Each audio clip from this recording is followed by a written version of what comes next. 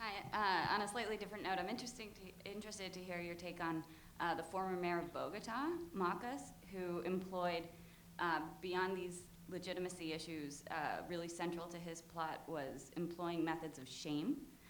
So he had trouble with traffic safety and pedestrian problems, so he sent out a bunch of mimes into the street to shame people. Mm-hmm. He had problems with people not paying taxes, and at the end of his term, people were voluntarily paying more taxes because of these kinds of tactics. So how can we use those? Yes. I don't know about the mime idea, but no, I know a little bit about him, and that stuff is really, really interesting.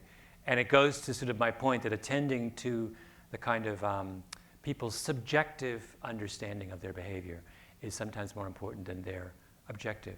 But it also, if I might, what's interesting about that is that it points out how narrow our repertoire of options are. So you have someone who's doing something wrong, and you have a whole series of things you can do to try and convince them to do something right. And we tend to choose from an incredibly narrow series of choices. So why not? I mean, this guy is someone who has a lot of imagination and says, actually, it's 100 things I can do. I'm going to try a whole series of things that are.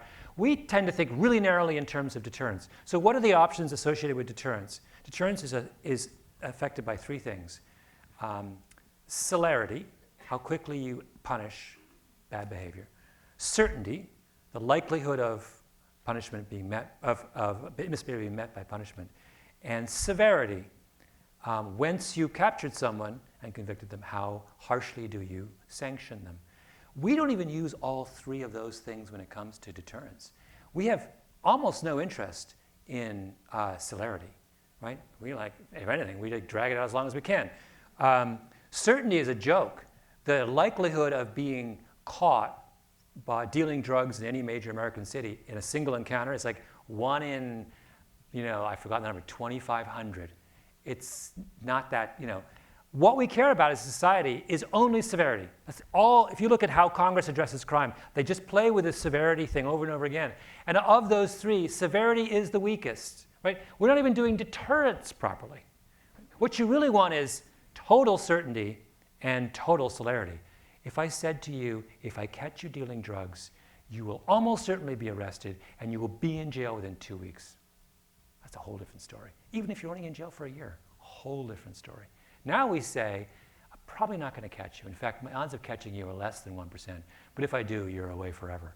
Right? That's like not, it's like saying my chances of being caught for jaywalking are 1 in a million. But if I am caught, I'm going to be sentenced to jail for 20 years. I'm still going to jaywalk, right? So the reason that's just a lovely example is that it's someone who makes us understand there's so many more things we can do to ensure compliance than we do.